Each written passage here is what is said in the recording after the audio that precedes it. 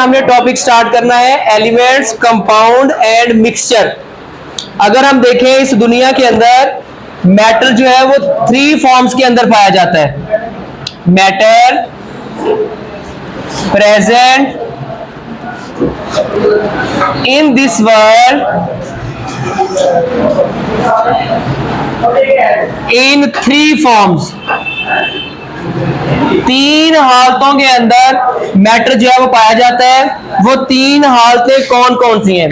या तो मैटर जो है वो एलिमेंट की हालत में पाया जाएगा, या तो मैटर जो है वो कंपाउंड की हालत में पाया जाएगा, या तो मैटर जो है वो मिक्सचर की हालत में पाया जाएगा। अब इन तीनों को हमने डिटेल के साथ पढ़ना है। पहले नंबर पे हमने पढ़ना है एलिमेंट्स को। एलिमेंट्स किसको कहते हैं? द मैटर या फिर सब्सटेंस विच प्रेजेंट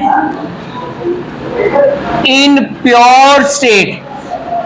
ऐसी चीज जो खालिस हालत में पाई जाए, जिसमें कोई भी मिलावट ना हो, और इसको हम सिंपल सब्सटेंस भी कहते हैं। सबसे सादा तरीन चीज जो है वो हम एलिमेंट को कहते हैं। एलिमेंट बने किससे होते हैं? Elements are form bye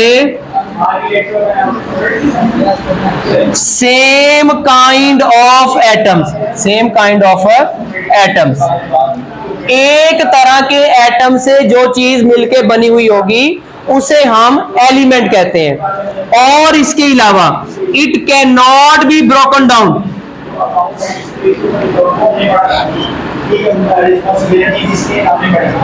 broken down into simple substances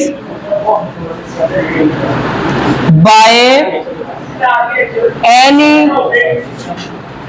chemical mean.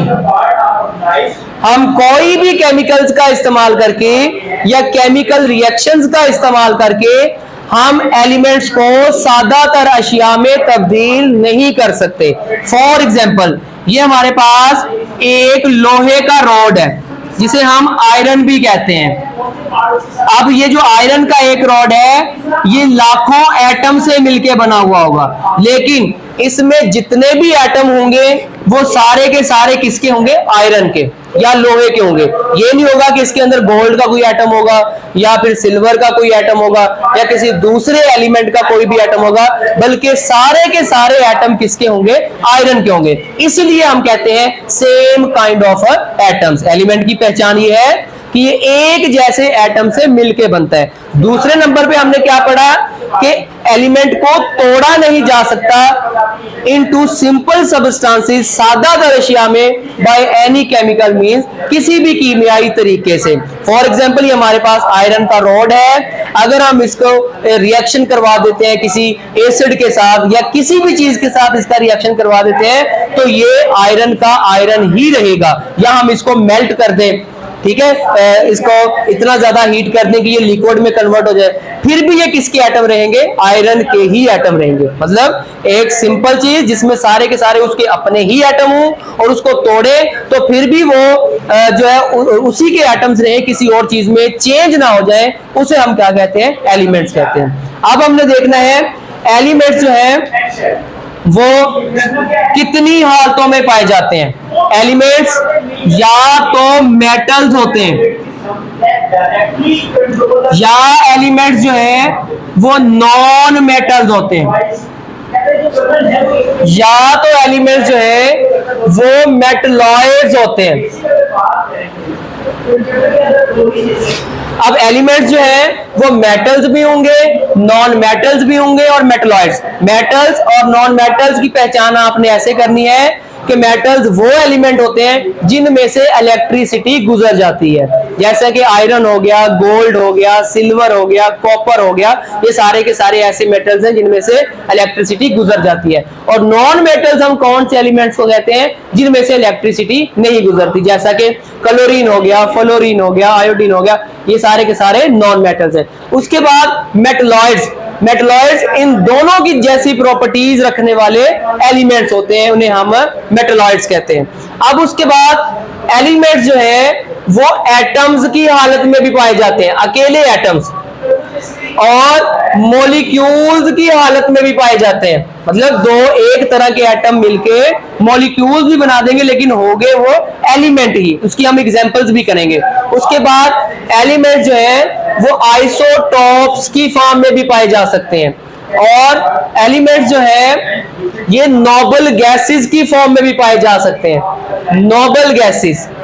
अब एटम फॉर एग्जांपल, अगर हम अकेला हाइड्रोजन लिख देंगे ना, इसे हम कहेंगे कि ये हाइड्रोजन एलिमेंट का एक एटम है, तो एटम की फॉर्म में भी एलिमेंट्स पाए जा सकते हैं। अगर दो हाइड्रोजन आपस में मिल गए H2, इसे हम एटम नहीं कहेंगे, अब इसे हम क्या कहेंगे, मॉलिक्यूल कहेंगे, लेकिन होगा ये क्या, एलिमेंट ही।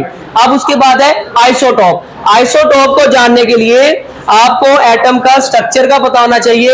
एटम के दरमियान में न्यूक्लियस होता है और उसके इर्द गिर्द क्या होते हैं, शेल होते हैं, और एटम का जो न्यूक्लियस है उसमें प्रोटॉन होते हैं और न्यूट्रॉन होते हैं, और जो शेल होता है उसमें इलेक्ट्रॉन रिवॉल्व करते हैं around the nucleus.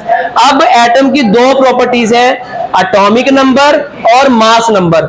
Atomic number कहते हैं प्रोटॉन की तादाद को, और मास नंबर हम कहते हैं प्रोटॉन प्लस न्यूट्रॉन की तादाद को। अब ये जो न्यूट्रॉन्स की तादाद है ना, ये तमाम एटम्स के अंदर लाजमी नहीं है फिक्स हो। फॉर एग्जांपल ये आयरन का ही हमारे पास एक रॉड है, उसके अंदर लाखों की तादाद में एटम्स होंगे, तो इसी तरह उसमें से एक एटम के अंदर न्यूट्रॉन्स की तादाद और हो सकती है, दूसरे के अंदर जो है वो न्यूट्रॉन की तादाद और हो सकती है। तो इस न्यूट्रॉन की तादाद चेंज होने की वजह से एटम के मास नंबर में क्या आ जाती है, चेंजिंग आ जाती है, तब्दीली आ जाती है, क्योंकि मास नंबर किसे कहते थे, proton plus neutron. For example पहला एटम है, उसमें प्रोटॉन की तादाद 1 है और न्यूट्रॉन की तादाद 0 है।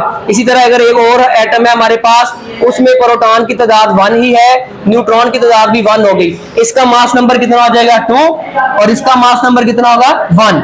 मास नंबर में फर्क आ गया, लेकिन है दोनों सेम एटम ही। इसी वजह से जो एलिमेंट्स हैं वो आइसोटॉप्स की फॉर्म में भी पाए जा सकते हैं। अब उसके बाद चंद एक जो है वो आपने इसकी एग्जांपल्स कर लेनी है। एग्जांपल्स में हमारे पास आ जाएगा सोडियम आ जाएगा, मैग्नीशियम आ जाएगा, कैल्शियम आ जाएगा, आयरन आ जाएगा, कॉपर आ जाएगा, कोबाल्ट आ जाएगा, सिल्वर, नियॉन, हीलियम। अब उसके बाद यहाँ पे एक वर्ड था नोबल गैसेस का भी। नोबल गैसेस वाहद इस दुनिया के अंदर एलिमेंट्स हैं जो सिर्फ एटम की फॉर्म में पाए जाते हैं, ये किसी के साथ भी कोई रिएक्शन नहीं करते। पीरियोडिक टेबल में ग्रुप 18 के एलिमेंट्स को नोबल गैसेस कहते हैं। इनके बाहर वाले शेल में 2 और 8 इलेक्ट्रॉन्स जो हैं वो पहले से ही मुकम्मल होते हैं। एक एटम दूसरे एटम के साथ जुड़ता क्यों है, अपने बाहर वाले शेल में 2 या 8 इलेक्ट्रॉन मुकम्मल करने के लिए। तो नोबल गैसेस जो है पहले से ही इनके बाहर वाले शेल में या तो 2 या फिर 8 इलेक्ट्रॉन्स मुकम्मल हैं, इसलिए किसी के साथ रिएक्शन नहीं करते।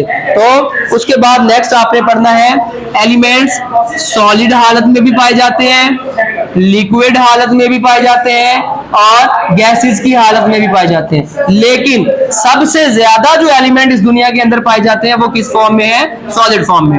मोस्ट एलिमेंट, ज्यादा एलिमेंट जो है वो किस हालत में पाए जाते हैं, सॉलिड फॉर्म में।